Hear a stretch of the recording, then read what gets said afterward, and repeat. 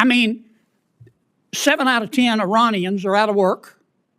We bombed their infrastructure. They've got 70% inflation. Their internet's shut off. You know better than I do what we've done on the military side. Their launchers, gone. Their missiles, for the most part, gone. Their drones, gone. Do they have some left? Yeah. Their Navy, gone. Their Air Force, gone.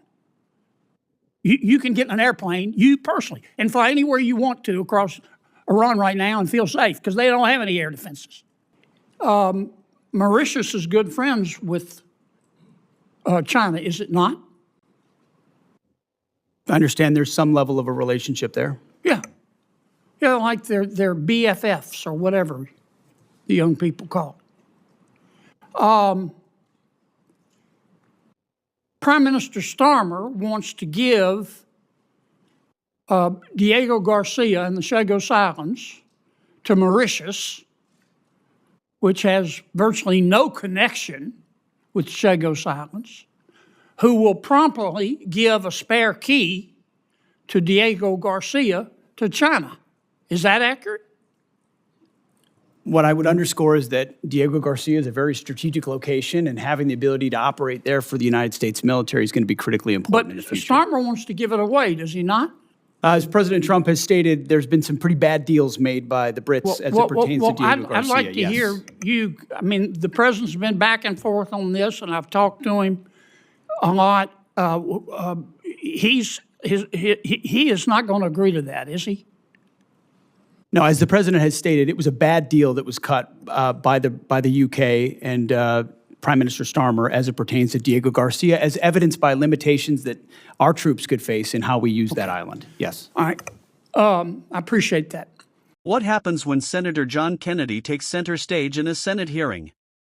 You can usually expect colorful analogies, sharp questions, and plenty of unforgettable moments. This hearing delivered exactly that.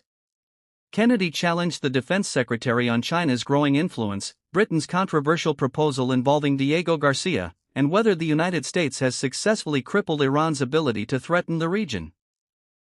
But perhaps the biggest takeaway came when the defense secretary declared that America still holds all the cards. And cruise missile production and drone production, and put together this huge stockpile of missiles and drones. At which point they would turn to the United States and Israel and the rest of the world and say, we're going to restart our nuclear weapons program. If you bomb us again like you did in June, we will destroy the Middle East. And by the way, our missiles can now reach Berlin and London and Paris. Is that my understanding of one of the reasons, the main reason we went into Iran? I think that's pretty well articulated, Senator, that they were trying to use the umbrella of their established conventional stockpiles to blackmail the rest of the world in pursuit of their own nuclear weapons. Now let's talk about Iran today. Can we agree that Iran, both the public and the private sector, is being held together right now with spit and duct tape? Spit and duct tape is not a doctrinal term, Senator, but I would agree with something along those lines. It's a Louisiana term. I mean, 7 out of 10 Iranians are out of work. We bombed their infrastructure. They've got 70% inflation. Their internet's shut off. You know better than I do what we've done on the military side. Their launchers, gone. Their missiles, for the most part, gone. Their drones, gone. Do they have some left? Yeah. Their Navy, gone. Their Air Force, gone. You can get in an airplane, you personally, and fly anywhere you want to across Iran right now and feel safe because they don't have any air defenses. It will be, in my opinion, 20 years and cost $1 trillion before they're even back somewhat to normal. And I don't have the slightest idea where they're going to get the money. If they think China's going to give it to them or Russia, they've got to learn a hard lesson. To that extent, have we achieved our objective in Iran? Objective, as this president has stated from the beginning, is to ensure they don't get a nuclear weapon, and President Trump remains dedicated to ensuring that happens. And everything you described with the military degradation of their country was in service of ensuring they never get a nuclear weapon. This is what I never understood the president to say, I want a regime change in Iran, and I want to obtain all of their fissile material. I've never heard him say that.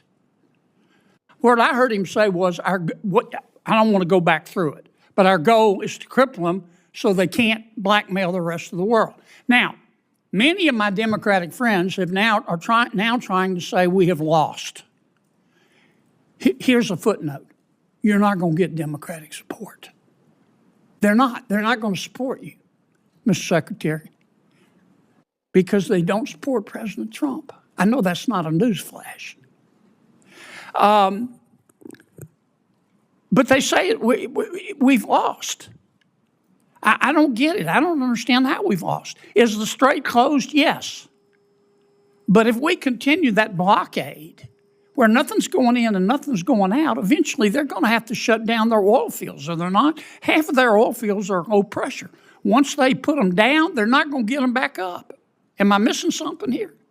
No, that's why the president is right when he says we hold all the cards, and we do. And we've got the best deal maker in the world able to make the best deal for the United States of America. And if we have to go back at it as the Department of War, we're ready to do that as well. Well, keep two things in mind. You're not going to win over my Democratic friends. It's not worth getting your blood pressure up. Focus on other things. And number two, just keep this in mind. America first does not have to mean America alone. America first does not have to mean America alone. We need all the friends we can get. They need to carry their own weight. Don't forget to like, comment, and hit the subscribers button for more political and controversial showdowns.